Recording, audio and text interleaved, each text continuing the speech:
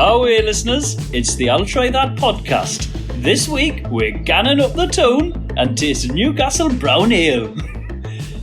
Biker Grove. The good news is, that's all we're going to do of the Geordie accent. We're going to get straight into it with a hot topic. Joe, there's something funky going on with a beer. Surely not. It's not beer made from algae, is it? Well, I mean, I will talk about that in a second, but that is not the only time you're going to hear that accent. I'm sure it will come out of you, Barbara, as we're tasting and sampling this Newcastle Brown. But yes, you're right.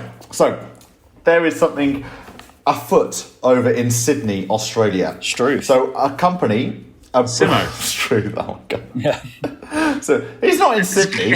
He's in Australia, though, one of the he? other cities. He's in Australia. Yeah. Australia's real small. Actually, that's a good... it's not. It's bloody massive. Yeah, there's only like 2 or 3 cities out here, yeah. There's only like 2 or 3, yeah exactly. Yeah, Sydney, Melbourne, and one's called Brisbane, I think. Maybe Adelaide? I believe it's pronounced Brisbane, actually. Yeah. No, I know. There's a lot of love for Australia, so we're only taking the mickey. Not Simo, though. But Simo will be, and I'll give this a bit of an insight, Simo will be coming back in future episodes. He's been away for a while, on a hiatus, as he travelled to the other side of the world. I'm sure he'll regale you with his travels far east to the other side of the world. But yeah, I heard that will be... I heard he was learning to play the didgeridoo, that's why he's not been here. Well, I'm sure he'll tell you all about that when you're on it. So go back to you. So this is a brewery in Sydney, Australia, called Young Henry's Brewing. Now, they've teamed up with I'm going to get the name of it right, but it's basically the Sydney Technical University, or University Technology of Sydney, or something along those lines. Basically, a very... Sydney Tech. And what they are doing... Sydney Tech. Sydney Tech. Sydney Tech, the cool kids are there. You all right? It's been a long day, Rich. Oh, I've had too much sun. There he is. riffing on Sydney Tech. Sydney Technology University have linked up. And what they are doing is on the hunt for creating a truly carbon neutral beer. What they are doing is they are integrating algae into the brewing process. So this what they refer to as a biochemical factory, which is algae. It makes about half of the oxygen on the planet. So what that means is it basically takes away that 70% of the planet is water, and what they do is that they heat up the CO2 and churn out O2. Do they? Yes, perfect. Thank you. Is that wow? That makes me sound clever. I feel trees. I feel trees are taking all the credit. They are. Here. Because I didn't know that. And trees are hogging all the glory when algae is doing half the work. Yeah. Algae is there. Like it's doing all the grunt work, but trees, you're right. Trees are just taking all the credit. They're like, oh, I'm a tree. I've got all these different types of trees. I do stuff with oxygen. Yeah. Don't forget about algae, everyone. Algae's here. All that time that people used to call hippies, they used to call them tree huggers. Really, they should have been algae huggers this whole time. No, well, maybe not huggers, but algae lickers. It would be easier to lick algae than to hug it, I think, if you want to show it some appreciation. Yeah, exactly. So, of course, we're talking about the changing of CO2 into oxygen. And, of course, algae does this better than nothing, as well as trees, if not better, let's say. Better than trees? Better than trees, okay. Just you define. Put your finger out, trees. Yeah. Thanks a lot. Come on, guys. Which team are you? You team tree or team algae? Team algae. Team algae, 100%. They're the underdogs in this situation. You keep it real. It's algae. Love a good underdog story. So, of course, within the brewing process, there is CO2. So what this brewery and the University Technology of Sydney, I'll get the name right soon at some point. Maybe Sydney, it involves tech. That's all I know. Yeah. Sydney Tech. Sydney yeah. Tech. There's a lot of tech in Sydney. Tech. Drabs is going to enroll in a minute. Yeah. Sorry, Sydney. So yeah, that's it. That's all I need. That's all I have to say about that matter. But basically, algae is changing. Is getting rid of the CO2 within the brewing process to cut carbon emissions. Okay. Wow. Well, The initial alarm bell is like that must make it taste a little bit funny, but I assume that actually doesn't end up in the bottle when you get it out of the bottle out. I have to be very clear. It's not going into the tanks. Using it in the factory. Yeah, it's going in before it gets anywhere close to the actual brewing process itself. It's in the pre-starter bits, so it doesn't actually apparently doesn't change. Again, let's try some of this Young Henry's Brewery beers, but it doesn't get close to where actually beer gets its flavour from. Is this a brand new thing as well? Did you say? It looks like it. It's hitting all the news headlines. I've heard, honestly, everyone's been sending me this story in a great way because it's huge for climate change. It's great for the brewing industry. But yeah, I'm reading this all off the BBC website, like to talk to you about it. But I've heard it from multiple news stories right now. So the fact that there's so many news outlets covering this seems like it's quite a new area. And I think what's more importantly, we're talking about algae, the real underdog here. Because kind of just sod trees. Next week we'll list all of trees' shortcomings and take them to task. Do you know what was the best invention against trees? Paper. Does that count as an invention? I don't know, but trees are bloody scared of paper. That's all I'm saying. Come on. If algae sits in the ocean converting CO2 into oxygen and there's no one around to hear it, does it make a good case for sustainability? That's good. Sorry. I sort of started on that joke, not really knowing where we were going, to be quite honest. Right. So, as Barber so eloquently put in his opening statements to the pod, we're going to be talking about a staple that is Newcastle Brown Ale. Now, Newcastle Brown Ale is all around the world. It's been around since 1927. So, that's quite a long time. This is what I would say a kind of an institutionalized beer because it's been around for so long. But who wants to kick us off with some? Because there's a lot of facts and talk around Newcastle Brown Ale for what is one drink. Who wants to kick us off? Oh, okay, yeah, I've got that, yeah. So, Newcastle Brown, as not Joe your first said... podcast. No, it's not my first podcast. It's been around a while. And I've done my usual and I found some pretty cool facts about it. So, it first went on sale on April 25th, 1927. And then 5 days later, Newcastle were crowned league champions. Oh, okay. Which is the football team. Great time to go into business, that. Or the soccer team. Yeah. So who knows? Is Newcastle Brown responsible for they were crowned league champions? We'll never know, but I think Newcastle Brown would maybe like to say yes. As in you think that the opposition drank too much Newcastle Brown the night before and that gave them the win? Is that what you're trying to say? Or Newcastle drank so much Newcastle Brown, they won. I'm not too sure.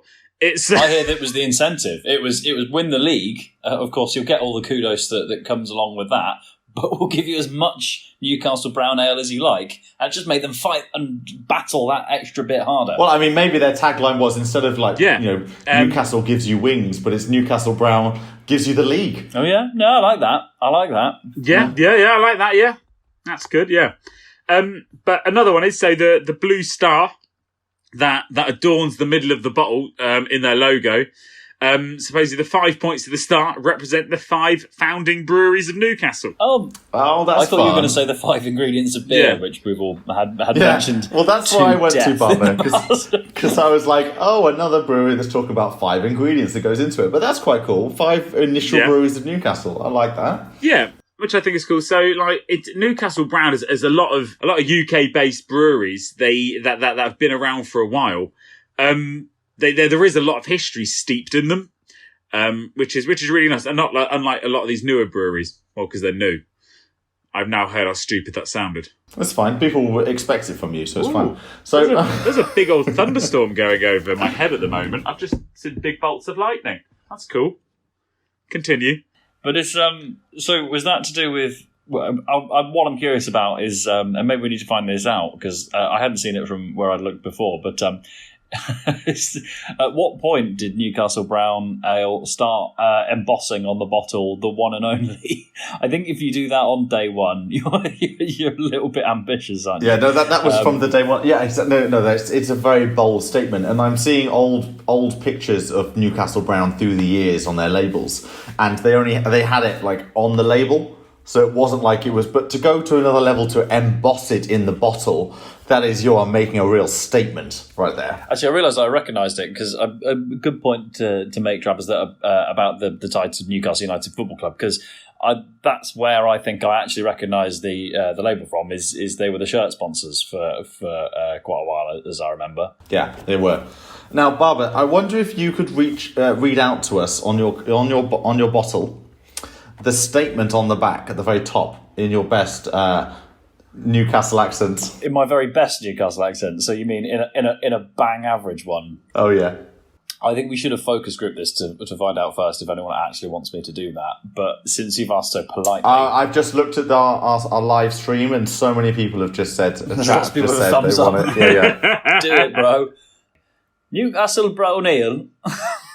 Don't Barbara. Don't overthink it. Tune just in. Run with it to Tyneside. Channel your inner Sarah Millican.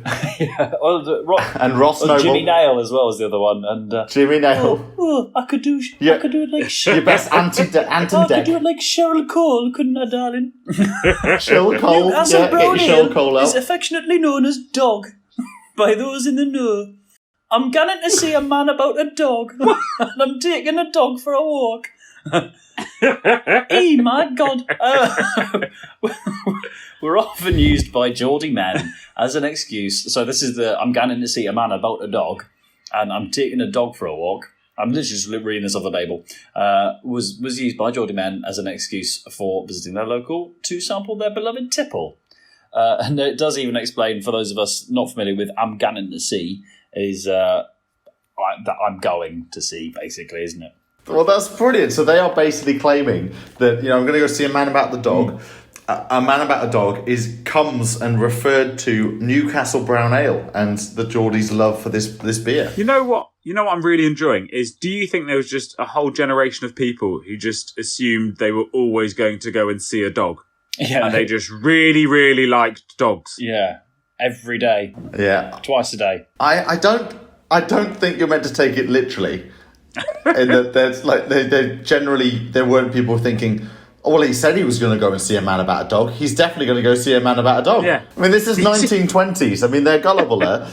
Is that a word? I don't think it is. If it isn't, it flipping well should be. It should be a word. Yeah. Gullible. Gullible. There was less going on, let's say, than there is now. But even still, I don't think they would have said, well, I mean, Jimmy's gone for like 5 hours, but he's still seeing that man about a dog. Yeah. Our Clive really loves dogs. He's always going off to see them. Although, I mean, that suggests that, Newcastle Brown Ale deals in a sort of bit of a world of subtlety and slight misgivings, perhaps. They seem to quite proudly shout that this is a beer. It's not for mucking about. This is beer. This is proper ale. It's got such a distinctive taste, really malty and chunky, and you almost need a knife and fork to drink it. I think. Barbara? Are you describing this beer as chunky? It's chunky, yeah. Someone did feedback to me that I say pokey too much. It's not pokey. It's not pokey. We've done some pokey beers, particularly lately. But it's quite chunky, I think. I've just got this image in my head of drinking like chunky soup. Yeah. But it being alcoholic. Could be a lump of meat in there. No, it's not chunky because it's quite smooth, isn't it? Is that fair to say? It was almost... Yeah. I would completely agree with that. It is... Almost like drinking chocolate. I thought it's almost a bit like a port. It's not porter, but I feel like it's a step in that direction from what we see a lot of the really ultra hoppy stuff. Yeah, so it's a very smooth drink. I think you're right in that chunky. I'm still trying to wrap my brain around that, or rather than a very textural thing, in that it literally is like to bite into. But I think full-bodied is an interesting. I know full-bodied is used with wine, and it's like, but it's got a lot of flavour to it. It's almost thick, but it's not. It's smooth. So you're thinking viscosity of a brown ale. Obviously, it brings to your mind, the liquid must be brown, but it's not. It's like a reddy amber colour, isn't it? Yeah. So it's quite deep in its colour, especially if you put to light. Exactly. So it's got that reddy hue to it. And I think that has to come from, it almost feels like, or looks like, a beer that's had like some sort of like molasses in there, quite sugary syrup. Because actually, when you taste it, when you smell it, it's very sweet to the nose. So when I first smelled it, it transported me straight to like kind of like a Weiss beer, like a wheat beer. Yeah. And kind of how it was sweetness. You're getting those kind of very high top notes of sweetness come in, and then when you start drinking it, the first couple of sips, I think, you're starting to get used to that flavour because it is a very unusual flavour. It's not something you're going to get very often, but it's not something. I mean, we've done other beers like a John Smith's, like the very bitters before, which are very unique in their own taste. Newcastle Brown is unique that you're not going to really find something that tastes like it, but it's sweet, it's smooth as well, but light as well at the same time. Yeah, I'm with you on that. The other thing, and I seem to make this comparison all the time. For me, it's a beer you're going to be drinking in more in colder temperatures than in warm temperatures, which seems to be everything for me when I'm making a choice. So just talking about the cold. Newcastle also famously cold. Oh yeah. Sorry, go on. So just talking about the cold.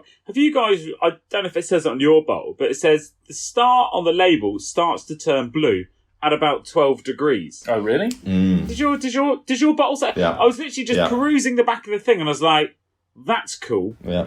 Because I know there's been a couple of other brewing companies that have done similar sort of things in the past. Change colour. But I haven't seen that for but I haven't seen that for a little while, and I'm like, it's a nice little quirk. I like it? that. Yeah. I've got time for a little novelty touch like that. Like I'm a big fan of the Heineken pipes that are covered in ice. So the biggest one right now, as you probably might have got, is Coors and Coors Light. So if you see the mountains on Coors, so they have I'm trying to think of the actual name for it, but it's a specific type of ink that's in the mountains that it changes colour by temperature. So when it's colder, the mountains go blue. And they go really blue, and then when they're not, when it gets a bit warmer, then so say you pick it up from a shop, right? They're going to be these mountains with this kind of like whiteness on the top, like a very looks like a graphic, which because it is, it's an illustration. You put them in the fridge, you take them out the fridge straight away, and they're going to be blue, and that tells you that they're cold and they're good to drink. Yeah. And let's face it, that technology is it's not relatively new. It's been around for at least 15 years, but it's only really commercialized on the high level with companies like Coors. And I'm not knocking Coors. I've had quite a few Coors before in the past, but they need everything they can do to help people drink their beers and get a very good experience out of it. So having them cold, you definitely need to have Coors cold. Oh, no. Yeah, I'm just saying. I think it's just really neat, and more breweries should do that. Thermochromatic. I've just remembered the name. Yes. Thermochromatic is yes. Yes, I knew it was in my brain somewhere. Thermochromatic labels. That's what it's called. Thermochromatic inks, thermochromatic labels. So this thing is a thermochromatic label because it's printed onto a label and it's in and it changes colour at 12 degrees. Thermochromatic inks when they're directly printed onto cans. Finally. So now I don't have to think anymore about what I'm going to have as my rap name. I'm going to go with thermochromatic. That's awesome. Thanks, Joe. You've sorted me out big time. Because you change temperature depending on what you're touching. Yeah. I was thinking going for Lil B, but no, I think thermochromatic. That's good. My rap career is going to just go off from here. But what sort of hardships would you rap about in your life though? Oh, I live in Cheltenham, so it's like went down to Waitrose, it was closed. I couldn't find the artisan bread I was looking for. What rhymes with Waitrose? Real struggles. My bros. What rhymes with Waitrose? Yeah. My bros down at Waitrose. Yes. Got the startings of a rap career right there. Biggie Smalls, he called it for the Cheltenham dwellers. They really get on board with the mo money, mo problems. Oh, heavens, tell me about it, yeah? You in Brooklyn would not understand. Yeah, exactly. Scottish and Newcastle, UK, which is the company that brews Newcastle Brown, is owned by Heineken.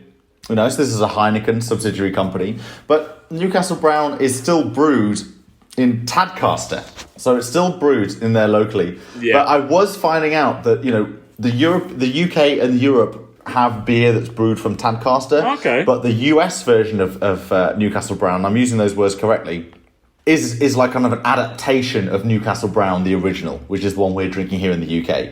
So it's been created for more US taste buds. Oh, okay. With you. As well as being brewed in the US as well, I might add. I was going to say, can I just drop a fact in about the US? We know that it's brewed in the US, but there were huge sales of Newcastle Brown when there were certain celebrities that started to drink it, such as Dirty Harry Styles. So Clint Eastwood said it was his favourite beer. Oh, yeah. So that really That's spiked sick. the sales in America when old Clinty boy was swigging Newcastle Brown. Sorry, Travis, can I check you on that? Was it that, did Clint Eastwood himself really like it, or was he saying, the story was that Dirty Harry in the movies? No, so it was a big fan. It was Clint Eastwood himself said he really liked it. That's sick. If Clint Eastwood drinks it, I'm going to go and get more. He's pretty bad.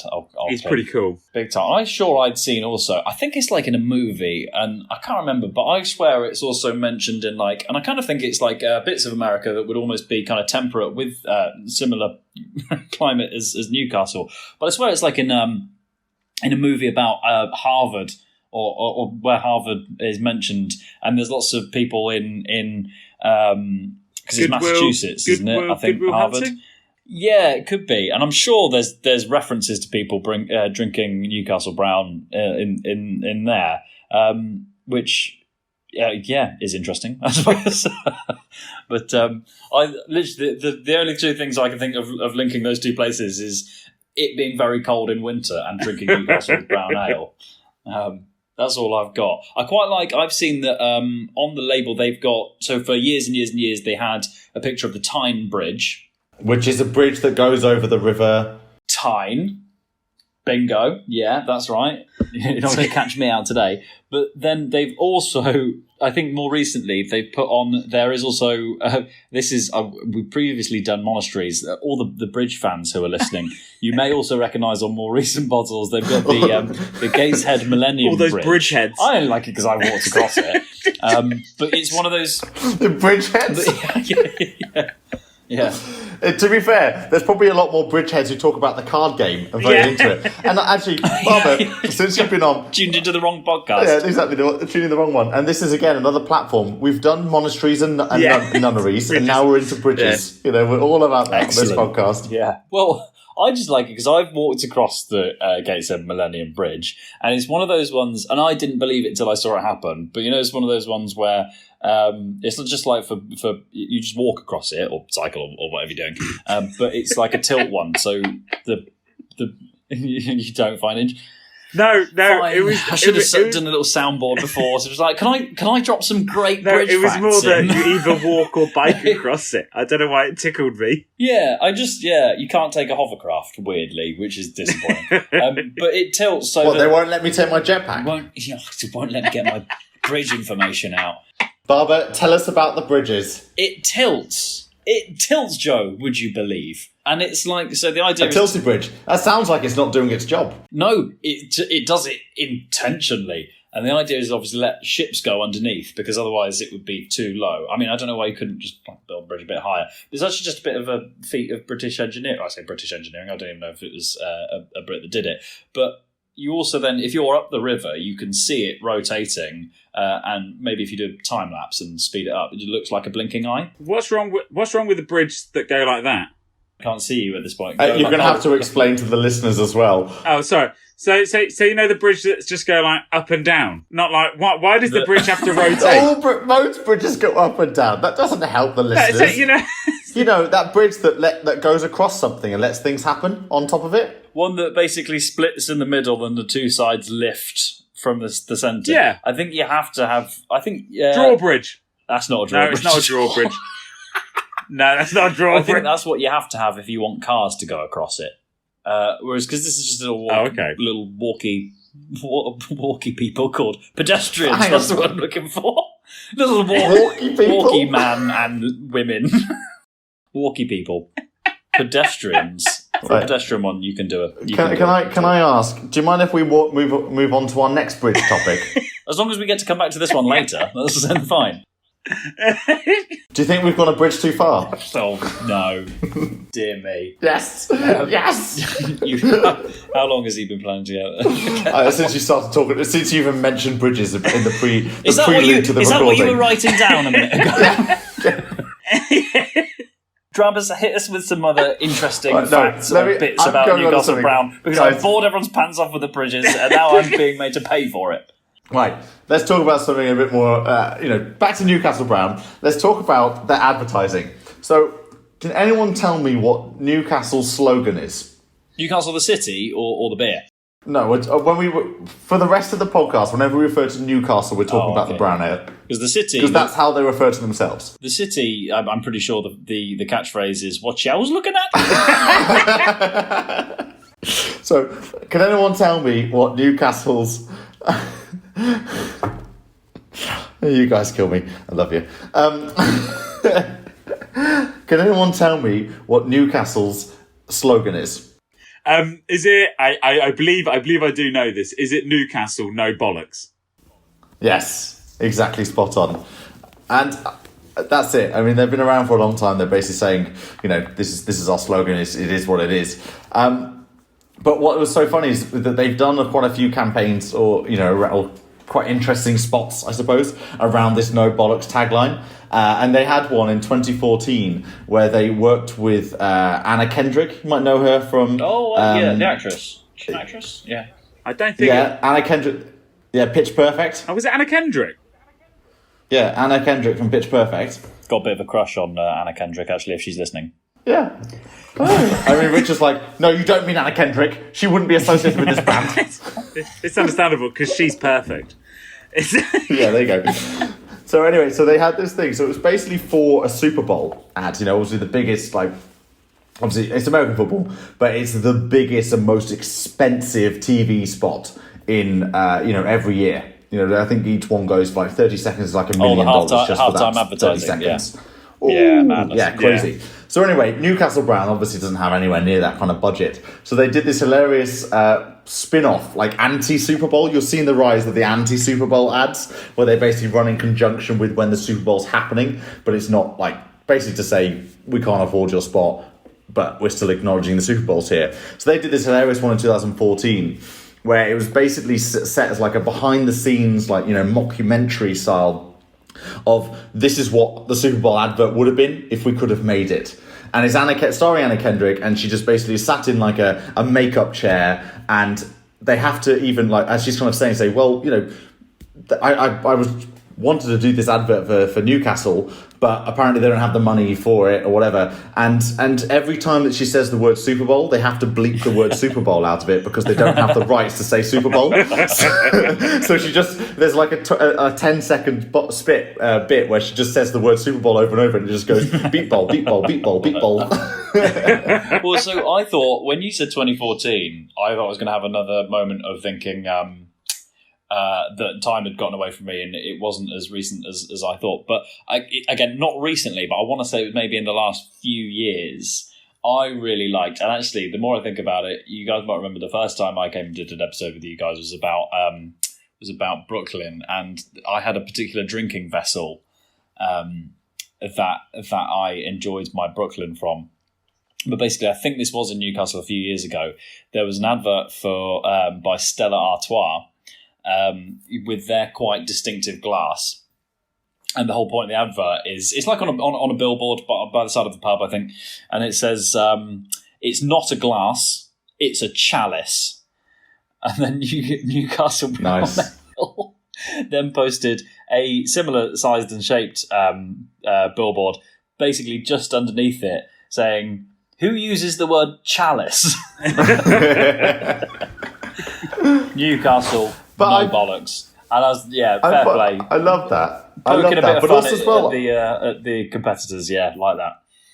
Oh, that's so good. Taking something that someone else has done and slightly tweaking it to make it relevant for yours. But I also find it quite fascinating because actually Newcastle Brown is meant to be drunk in a schooner-sized glass, which actually is very bougie, actually, isn't it? You know, you think they're mocking Chalice, they're mocking, Stella Artois for that, but actually Newcastle Brown should be drunk in a schooner-shaped glass, and they have obviously their own special Newcastle Brown Ale branded glasses. What was the schooner again? Remind me. What was the schooner again?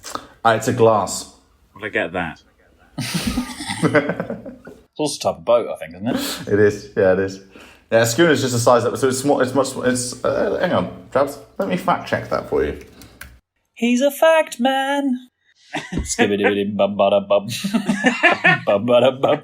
Skibidi bum. This could be the Phil. Anytime we haven't got the answer to something, and someone goes to check the facts. He's a fact man. Skibidi bum bum. Yeah, and we'll have to sing it out because we won't get the audio rights to actually play the song. So. Yeah. Oh, sorry. Yeah. No, we can sing it though because it's not even close to the original, so it'll be fine. A schooner, Rich, if you're talking about it in the UK, is the name for a large sherry glass. Oh, yeah. I hate sherry. What are you talking about? You hate sherry? You hate everything. I like lots of stuff, just not sherry or port. Oh, how do you not like port? Port's nice. Port's wonderful. Port's nice.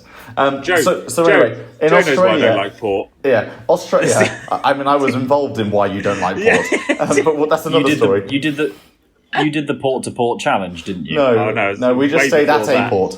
Oh, okay. Anyway, but in Australia, schooner is obviously a very popular size of glass, which is about 425 millilitres. So all Australian listeners there, when we start talking about schooners, like, of course it's about schooners, blah, blah, blah. But so in the UK, it's known as a large sherry glass, which, let's face it, our generation doesn't really know what a large sherry glass is anyway. But in Australia, it's a really popular size for a glass for beer. 425 ml to be precise. I had to do a double take because I thought that the label said drink gold, and I was also that's kind of contrary to what it actually looks like. So, but it does say drink cold, which I think we said about the temperature on the and affecting the thermochromatics. I think I had it just out of the fridge and enjoyed it. But Drabers, how are you finding the taste? I had my reservations that you weren't going to be a fan of this. So you know what, I came in thinking I wouldn't be a fan, and I came in thinking I wouldn't enjoy the taste of Newcastle Brown. I will hold my hands up to it. And I tried it, and the first few sips, I wasn't there for it. And I had in my head all the things I was going to say when it came to the tasting section in this podcast. But like a lot of things I've learned, and I should wait. And I enjoyed it. I'm not a dark ale. I'm not a dark ale or a brown ale man or anything like that. I much prefer my pale ales. And something maybe a little bit fruity coming through and stuff like that on my lagers. But this was nice sort of thing. It wasn't my favourite brown ale or dark ale that I've tried sort of thing, but I'm not objected to it, and I would go out and I would definitely drink it. I would drink it again. It was smooth, it was tasty, and I liked it chilled. I don't think I'd want to drink it any warmer than I was. But yeah, I also, for some reason, I've got it in my head, I wouldn't want to drink it out of a can. I don't think you can get it in a can. Oh, no, I'm not too sure. So you can get it out of a can, and you can get it at Lidl if you want to find it there. Some little shops will sell a can, but yeah, I think the right way to drink a Newcastle Brown, bottled into a can. Bottled into a can? That's not what I meant. Thank you. Thanks for calling that. So I would say the best way... Get a can of bottle, Newcastle Brown Ale, then back into the bottle from a bottle, shake it into the can again, and then back into the bottle, and then you're done. And then pour it in your neck. Yeah, I think Newcastle have the thing to say about that of no bollocks. Yeah, but I definitely think it tastes better out of the glass bottle. No, I've just got that in my head. I don't know why I don't want to try it out of a can. I would say if you're going to buy it and you're going to try it, get it in a glass bottle and make sure that thermochromatic star's working. Nice. You work in marketing, don't you? So that's what I do. Bottle to glass. Sorry, is what I meant to say. Now, I've been holding on to this fact until we got near close to the end of this episode, because I wanted to find out what you guys felt about Newcastle Brown, and it seems like it's going down well, but it's very much seen as like something that's been around for a very long time. Now, I'm intrigued to find out from you guys how popular you think Newcastle Brown is. Interesting. I think it's going to be a curveball because it's a bit of a cultural icon in many ways. But I feel it's been under the radar of the last, in more recent history. I think Newcastle Brown has come in waves. So in popularity, so it's come up, it's come down, fashion, it's come up, it's come down. Yeah. And I think, right now it might be on a down. I don't know. That's just what I'm thinking. That is my personal opinion. But I think it comes in waves. So I don't have sales data from like the last year or something, so it's not like I can give you a definitive answer on that. But let me give you a quick snapshot of something I found. So by the late 1990s, the beer was the most widely distributed alcoholic product in the UK. Blimey. So widely distributed alcoholic. Okay. That's not even beer, that's everything. It's the most widely distributed thing ever in the UK. By the 2000s, though, the majority of sales were in the US. Okay, that does surprise me. So it exactly. That's what that got me. It was very surprising. Although it still sold 100 million bottles annually in the UK. Blimey, that's all right, isn't it? They're clearly onto a good product. Now, again, those facts are still like 20 years old. You know, those 2000s is a lifetime ago for quite a lot of people who might even still be listening to this, who can still drink. You know, it's a lifetime ago if you've just started drinking. You can't, or legally drinking. You don't even remember the 2000s. It wasn't your time. But, you know, so you have to take all of this stuff with a grain of salt when we've got with these kind of facts when you deal with such late data. But pinch of salt. That is interesting. The fact that it went from something that was so popular, it was the most populous alcoholic drink in the UK, to being majority of sales in the US. I mean, where does it stand now? I mean, it's definitely always been on my radar, but this is honestly, for this podcast, is the very first time I've ever tasted and sampled a Newcastle Brown Ale. I'm with you there, Joe. This is the first time I've ever tried it. Yeah, it's funny. I was in a situation in a supermarket a while ago, and a lady asked me. Obviously, she could tell just by looking at me that I knew loads about beer.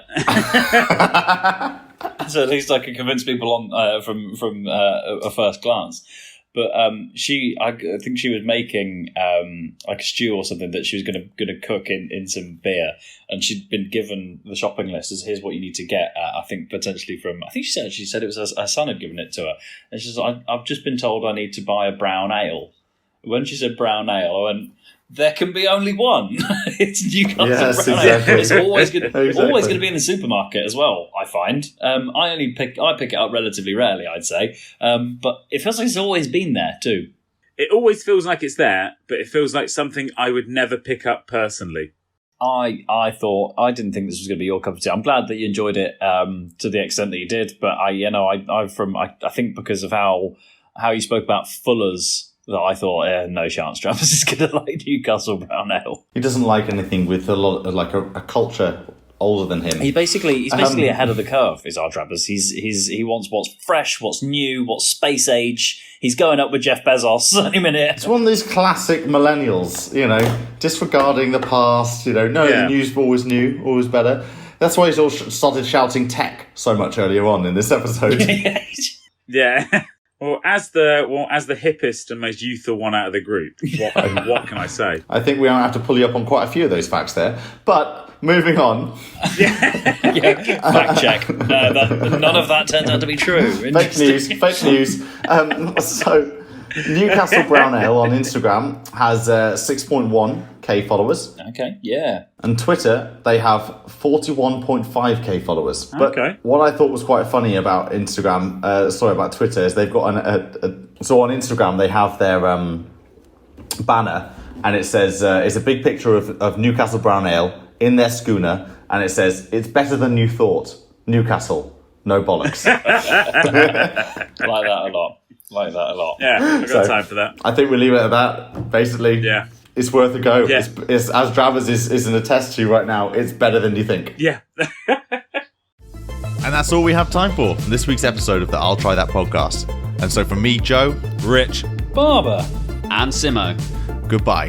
Don't forget to follow us on Instagram. Twitter. I'll try that podcast.com. And watch us on YouTube. Goodbye now.